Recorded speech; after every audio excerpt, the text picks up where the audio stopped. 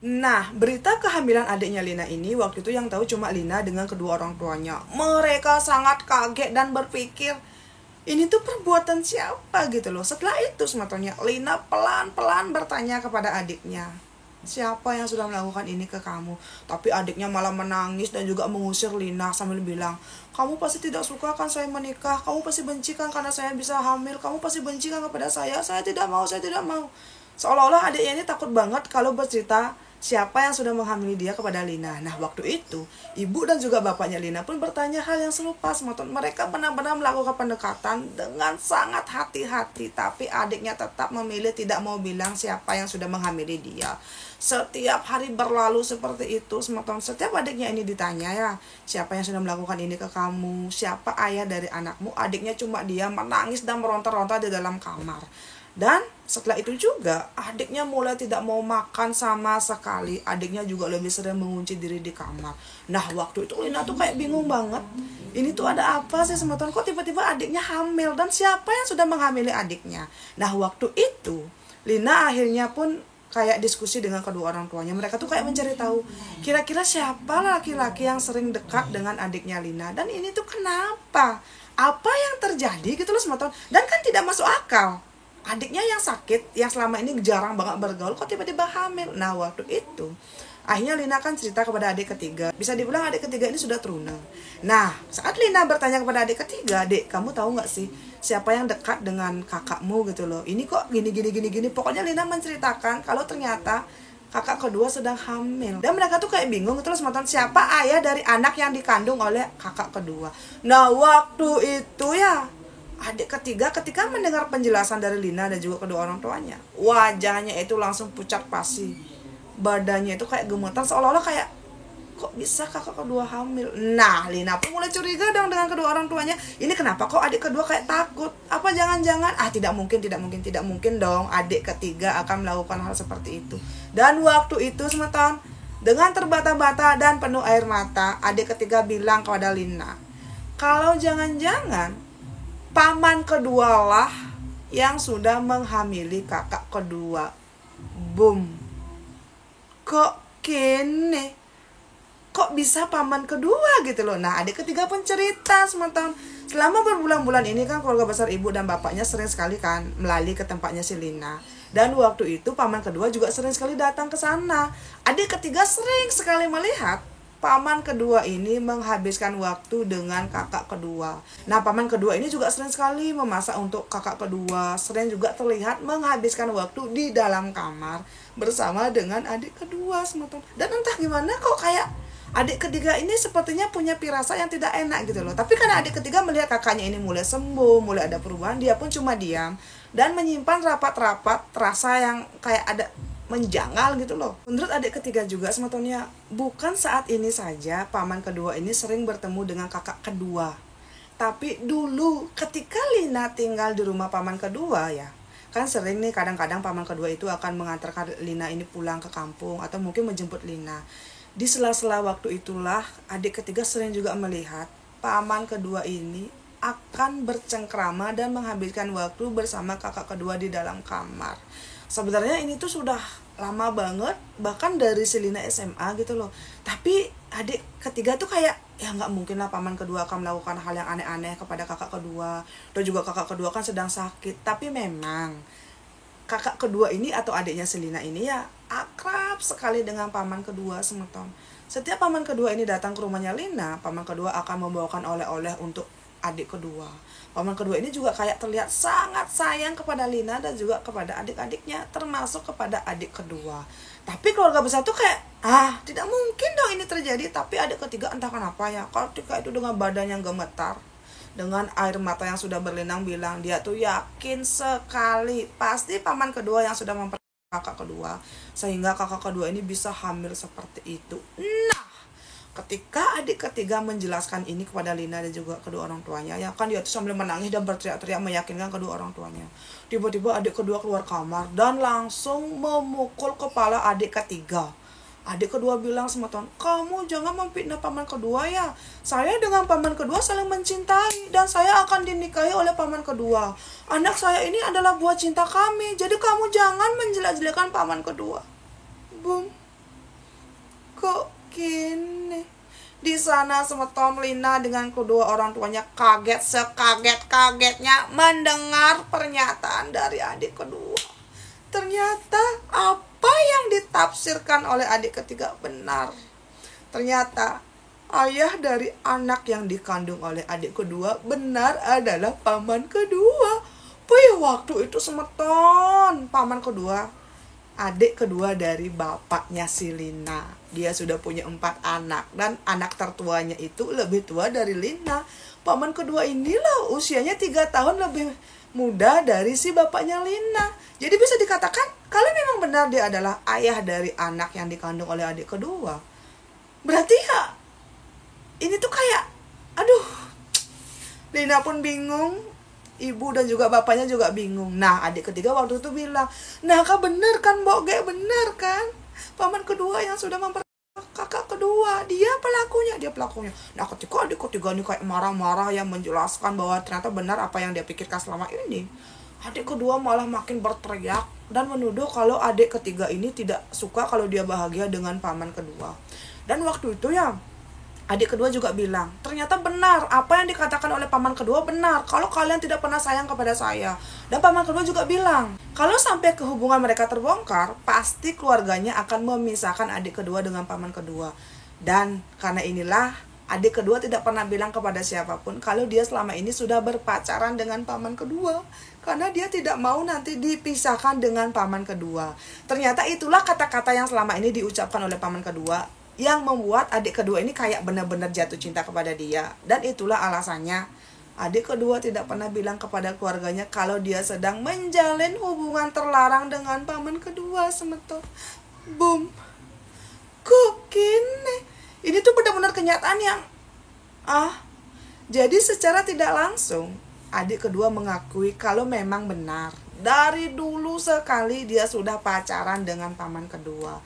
Dan dari apa yang didengar oleh Lina, sepertinya paman kedua ini kayak mempengaruhi adik kedua agar tidak bilang kepada keluarganya kalau dia ini sedang berpacaran dengan paman kedua. Dengan iming-iming, nanti mereka akan menikah. Kalau sampai ini ketahuan, takutnya mereka tidak akan diizinkan untuk menikah. Dan mungkin karena adik kedua ini kayak, ya bisa dibilang mungkin sedang sakit. Mungkin karena adik kedua ini kan jarang bergaul, dia juga sifatnya itu masih seperti anak-anak gitu loh semeton. Dia itu gampang sekali percaya dengan paman kedua dan sudah terbuai gitu loh. Nah, karena itulah ya, setelah Lina dengan ibunya mengasih-ngasih adik kedua pun dimandikan dan tidur kembali ke kamar tanpa sepengetahuan Lina dan juga ibunya. Bapaknya Lina langsung pergi ke kampung tetangga mencari adiknya.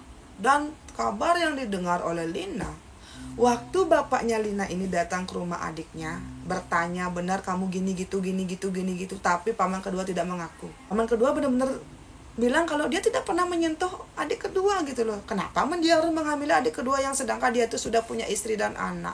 Dan waktu itu katanya, menurut kabar yang didengar oleh Lina, bapak dan juga paman kedua ini sampai adu jontos dan paman kedua pun kalah. Dan waktu itu saking emosi bapaknya Lina ternyata waktu itu kesana membekal Tio. Dia membawa kayak pisau kecil yang mangan pengutik gitu loh semeton.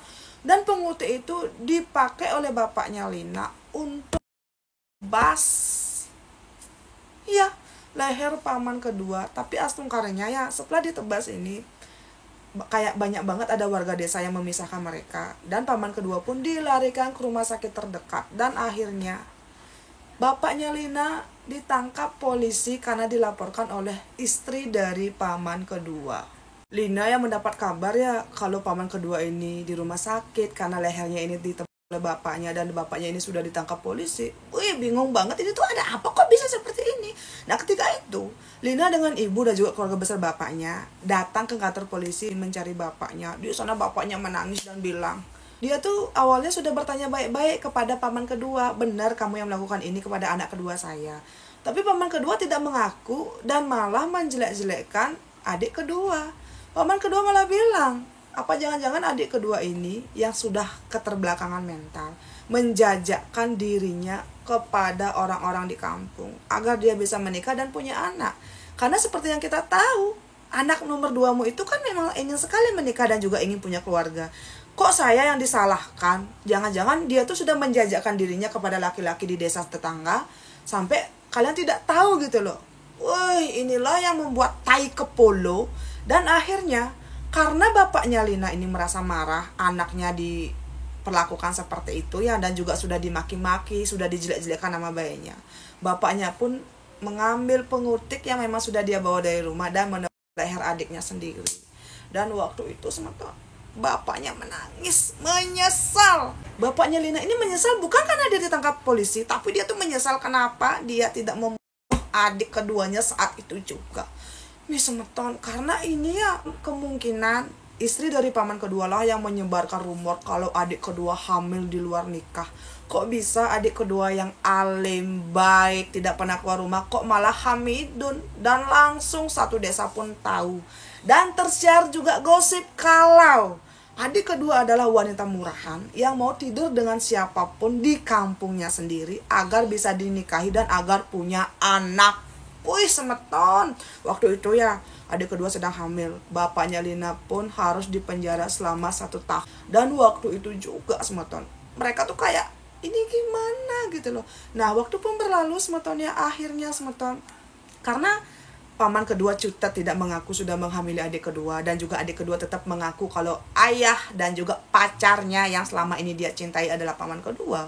Intinya mereka itu kayak tidak menemukan titik terang gitu loh semeton. Akhirnya ya Lina dengan ibunya dan juga kedua adiknya pergi dari desa tersebut dan langsung pindah ke kota tetangga. Lina dan juga ibunya ini menjual semua binatang ternak bapak dan juga ibunya, dan uangnya ini dipakai untuk hidup di kota tetangga.